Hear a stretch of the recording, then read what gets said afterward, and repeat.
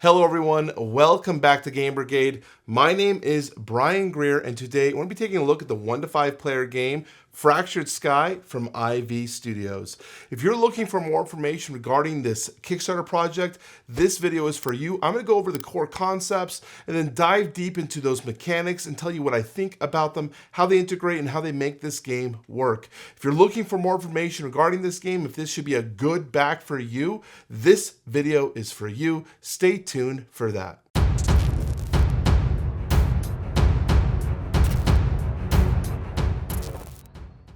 Fractured Sky is a 1 to 5 player hidden information strategy game. I'm going to go over a brief overview of how the game works so that you guys have a better understanding of the concepts of it, because I'm then going to deeper dive into some core mechanics of this game, talk about what I liked about that experience for this first impression, and then overall I'll give you my impression of this game so you guys can have a good backing decision.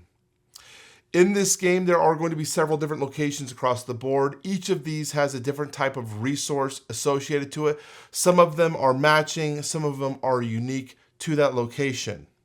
For example, the Careening Cliffs, if you score there and you get the resources, would score you a gold and a stone.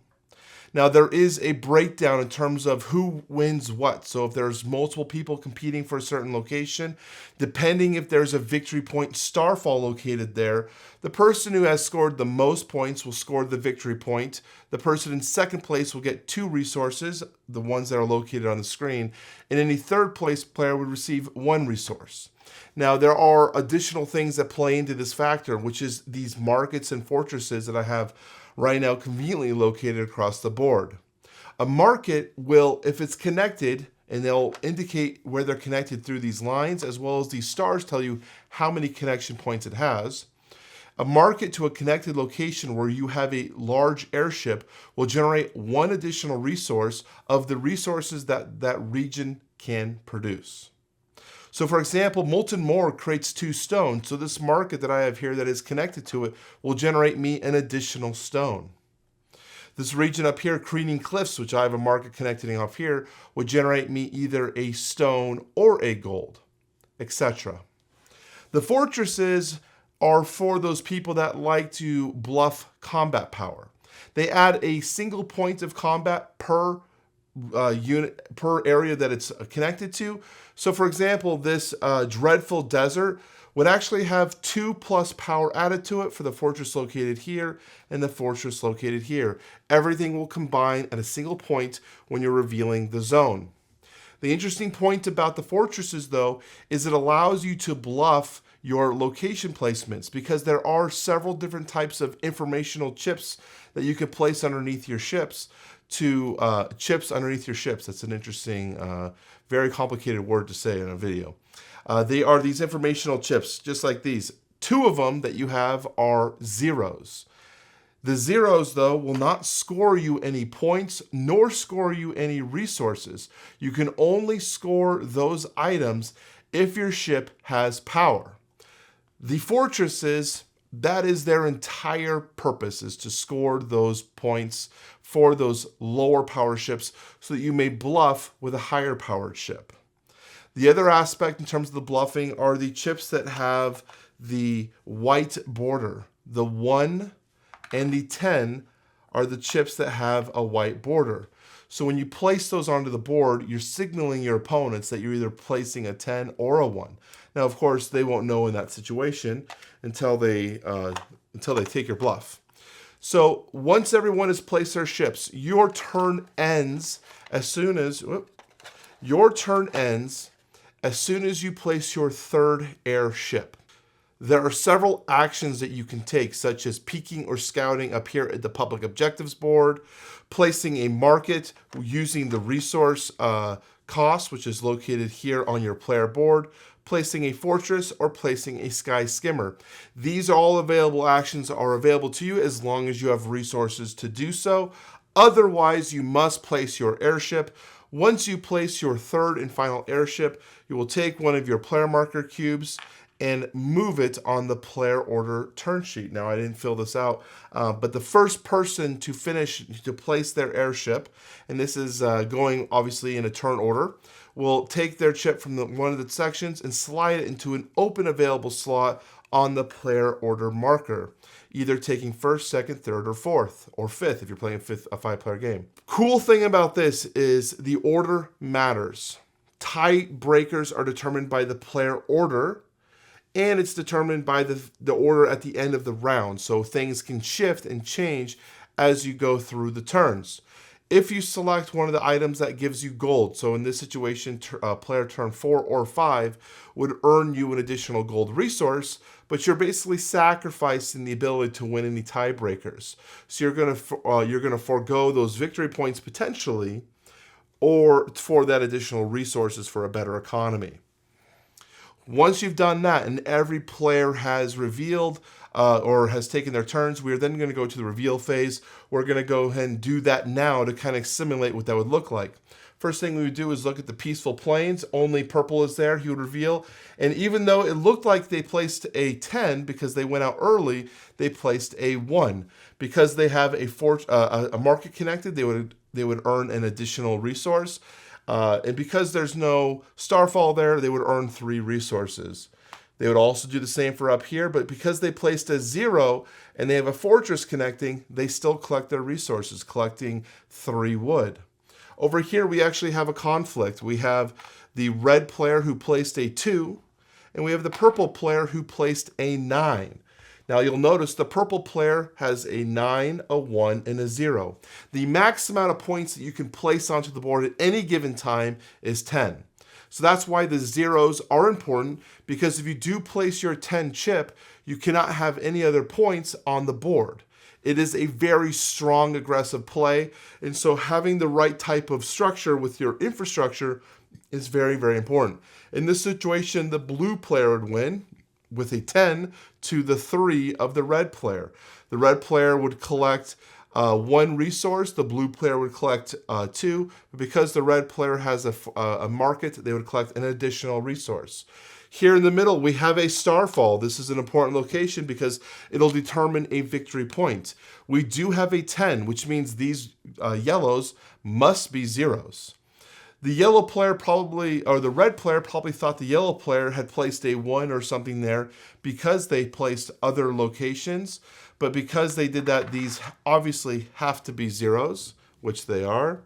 And the red player, who tried to play a smart game, kind of playing the middle row, was only able to secure a single point for themselves. The starfall would go to the red player, or to the yellow player. The red player would earn all of the gold, plus any additional because of this market, so 3 gold to them. The yellow player would still also own 3 gold, though, because they have 3 markets connected to that single location. That is the core concept of the game. So you'll then reveal, players will score points, getting their starfalls. Then you'll return all your items back to yourself, refresh back to the player turn order, and continue again. Now there are additional actions that you have available to you. You have the peak and scouting locations up here. The peak location allows you to take a look at what the public objective is going to be for that round. So in this situation, it would be have the least peaks on hidden objectives when revealed. That means have the least amount of people who have looked at this at peaks when this is revealed. So by peeking at it, you're actively hurting yourself from scoring this, which is very interesting. That's kind of an interesting victory point. The other one are scouts. Scouts are going to tell you an additional information of where hidden starfalls will be on this turn. So for this example, Peaceful Plains would have been an objective scoring point. And your other option is to collect a resource of one of the resources available to you on this card. So if I had peeked at this card, I could collect a gold or a wood. In this situation, I'll collect my gold, moving that on up to 3. So those are available actions. To peek, it costs 2 of any resource, and you can go ahead and peek. To scout, it costs 2 gold, and you can place your marker up there to scout. So that is the entire concept of the game. You'll do this over and over for 5 rounds. The person who has the most starfalls at the end of 5 rounds will be the victor. So now we're going to go ahead and dive into my core thoughts about each of these concepts to help you guys have a better understanding of my thoughts of this game and whether or not you should consider backing it. So first off, my first overall experience with this game, playing this a few times now, has really solidified to me to believe that this is a very much an action efficiency game.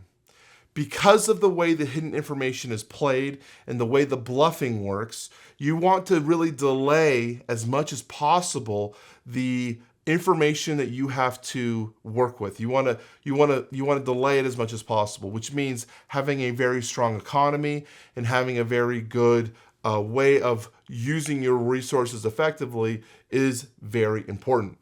Which means I think that having control of some of these middle locations is very, very important. And I sometimes wondered while playing this if there was only a few different strategies. Now, I do think that is not fully correct, and I kind of will talk about that here as well. But at the first few plays I did have of this game, I did have impressions that maybe this game only had so many avenues of approach when looking at scoring. But I do think I'm going to challenge myself in that thought in this video. So when I talk about pushing the actions back, that basically means you want to most likely, in most situations, try to be one of the last people to play your airship so that you have full information regarding where people are going and what is happening. Now, there are benefits, though, to placing your airships first. First one is if you place your airship in a location first, you'll be placing it here, which allows you to draw one of these cards. These cards are the same cards that go over here in the scouting region, but because this card is not in the scouting region, it tells me that this is a location where starfall will not occur. It is a way to use deduction to your advantage. So by placing my airships early, I'm getting more information about where things could happen. But conversely with that, I'm losing my ability to have reactions to where I can go because I'm losing the amount of airships. So there is an interesting pull there. The other aspect about placing early that is interesting is the fact that the first person to place their airships, if you are the first person to get all three of these out, you get to decide the player turn order for the coming round. That is very powerful because it gives you the full information if you decide you want to go first or decide you want to go last for the economy. So while I do feel that the economy, you want to push it as much as possible to go last, there are compelling reasons the game gives you to wanting to also go fast. So I think that's an interesting point to take note of in terms of the overall strategy of the game. Next, let's dive into actually the placements of the ship and talking about the overall concepts of the actions that you have available in this game. The buildings really change up the overall strategy of this game. As I mentioned earlier, I thought the economy and the engine that you build was supreme to anything else, which meant I would try to have all my markets out in a centralized location as soon as possible, foregoing any type of fortresses until the fourth or say fifth round. But I think there's an interesting point to the fortresses that a lot of people don't understand or don't utilize. By having an early fortress, it allows you to play your zero ships out with the ability to still collect resources on it and then basically guarantee yourself a victory point still with your 10 if you place it properly. Most people are going to be placing their ones turn one, bluffing, but then using a 9 or an 8 somewhere else, trying to snake a victory point. I think the fortresses are an underutilized strategy, but I like the fact that it kind of challenged me to say, you know what, maybe the market placements aren't always the best. Maybe it's not objectively the best thing to do. Maybe turn one, when we get our first resources, I pop a fortress down instead of a market. That way I can utilize my zeros in different locations going forward. I think it's a really, really cool potential thought. With that, the overall feeling of playing your bluffing game is very fun. As people start placing things, you get a lot of banter, you get a lot of discussion between your group where people are like, oh, what could that be? Well, that's definitely a 1. So for example, if the first thing I plopped out was this, people are like, there's no way that's a 10. Why would you do that? You know, and then you can go and place my zeros out there. And then when we do our reveal, they'll say, wow, he actually did go all out. I liked that play. I thought it was very fun and interactive between our group. So if you're looking for an interactive gameplay experience that's also not a feel bad experience where you're interacting with your friends in a way that doesn't negatively affect them, I think that was a really, really good experience. The other key component that I want to talk about was the peeking and the scouting. This was a super interesting mechanic to play with because you have the option to develop your economy with different types of buildings over here, or you can forego that and try to snake in early free-ish victory points. Now I say free-ish in the sense that you might learn information no one knows about, and maybe there's going to be a skyfall over here at Frosty Fjord that no one is at. So maybe I can just be like, well, I'm just going to pay a stone and a wood. I'm just going to throw this guy up here for no reason, just cause. And then you'll score yourself a victory point uncontested. There are times where that happens. And in fact, in round 5, multiple games I've had now, there were unclaimed starfalls out there on the board. Now, that didn't really happen too much in the turns 4 through 1. But if that were to happen, that starfall would actually remain there until the next round, which would mean that there was an additional starfall to grab, which is pretty cool. Pretty interesting in terms of that aspect. So the peeking and the scouting gives you a way to say, you know what, I want to try to gain those victory points early so I can focus on the board late. Or alternatively, once you have your economy, then you can start focusing on trying to know everything so you make the perfect placements. There is a very interesting mechanic and mechanism here where you're trying to weigh out the differences.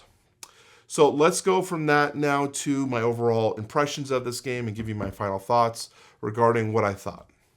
Fractured Sky is a very, very enjoyable experience. I would say, though, it is a medium light experience. The rule set is very, very easy to understand. The core concepts and mechanics, I feel like I could teach this game to any of my lighter gamer friends. And in fact, I almost consider this game more of a gateway game when I was looking at my collection. Where would this fit within my own collection? This would probably nestle very well in that heavier gateway game section. So think something like Parks. It's a good experience, but it has a little bit more stuff to go on, or maybe a game like Scythe, where it might look a little daunting from the outset, but once you get into it and you experience it, it's got a very good hook to it. I also do personally like the aesthetic that the game is presenting. It's very colorful, very bright. I love the overall feel of the game. The minis were great. I really, really like the yellow ones, especially the cloud like sailing ship design. Some of them had more of like a spaceship design, but they all seem to fit really well within the world that has been created here for Fractured Sky. There were some complaints that we had through our playthroughs, though, regarding the art. Some of the people we played with said that some of the lines that are connecting the different regions were hard for them to identify or to see. And I can't agree with them in some ways because, for example, Creepy Cove and Torrential Tropics both have a shade of green, while this one is more like aqua seafoam and this one's more green. They do kind of blend in, and this aqua seafoam one really actually blends in with the background with the cloud cover. So that is something that can be unfortunate when you're trying to figure out at a quick glance, where do my structures connect? Because you don't want to sit there, doing this the whole game. You want to be able to quickly look at the board and know exactly where your current building structures connect for your placement strategies. Other than that, some of the people complain that the public objectives that were located up here were hard to gauge for and hard to work for, because sometimes you would just not be able to complete it because of other things you've already done in the game. Some of them feel like catch-up mechanics, so players that aren't doing as well, it gives them a free victory point to keep them relevant or keep them in the game.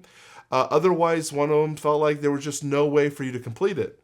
For example, I saw one of them where it was talking about having the most ships in conflict, but at that point, the person had already placed multiple of their ships and only had one airship left, and they decided to peek at it just to see what they can get. None of their airships at that point were in conflict, and even if they placed their last ship into conflict, they weren't going to be able to get the victory point. So it was like, man, I just threw away resources trying to figure out if I can win this victory point for nothing. So that was a little unfortunate that they are kind of swingy and random, because in this game where everything is not random on the board, but this does add a little bit of randomness to that. So if you like a chaotic feeling, then I think it's fine. But if you're a person who's completely against any type of chaoticness or any type of randomness thrown into your experience, I can see the way that these objectives are scaled to be a little off-putting. Now, the nice thing about it is they have planned them. These are programmed to be placed in certain card orders, to mean that they are scaled in a way that you should be able to accomplish them or score them based on their placements, because of their location they slide into. The fifth position here, the fifth round one, will most likely be something that you can accomplish by the 5th round. So let's, in fact, take a look at this one and see what it says. Have the least scouts on hidden starfalls when revealed. Well, that would suck, because that would be something I would absolutely not be trying to do, because I think using your scouts on hidden starfalls is the best way to win, in my opinion. So that is the concept of the game. And my overall thoughts and experiences with Fractured Sky. I really enjoyed the game. I'm looking forward to seeing what the campaign has to offer, see what Ivy Studios is going to provide with regards to stretch goals or the completion of this game. Maybe talk about the upgraded materials, because for a prototype that was supplied to me here, I was already very impressed. This already feels like a full, complete game, and I give mad props to Ivy Studios for creating something that I really, really do enjoy. So, with that is my first impressions for Fractured Sky. I hope to have a full review of this game as soon as it releases to retail backers or retail availability. If you'd like to see that, or you'd like to know information, or have any questions regarding my first impressions playthroughs of these games, please leave a comment down below in the comment section. I will have all the information regarding this video as well in the description for your convenience. I really appreciate you guys staying and watching the video. I will talk to you very soon. Bye-bye.